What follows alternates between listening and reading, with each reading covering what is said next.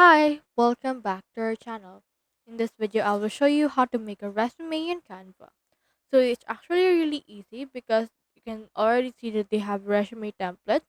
So when you click on that, they will actually open here a design page that is actually blank for your resume.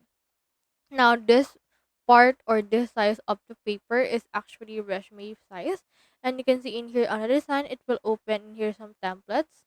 So for this one, it will open some resume templates such as this one, this one, this one, and this one. So for that, just choose which one you want to use. For example, let's choose this Olivia Wilson. And as you can see, they will be added right here.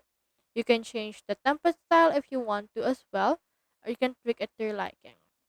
Now let's actually zoom in, and then you can change in here the name, just change in here the picture as well as the descriptions and a lot more, but make sure to just still use the template. From there, click on the share, click on download, and then download it as a PDF. So that's how you make a resume in Canva. Hope we help.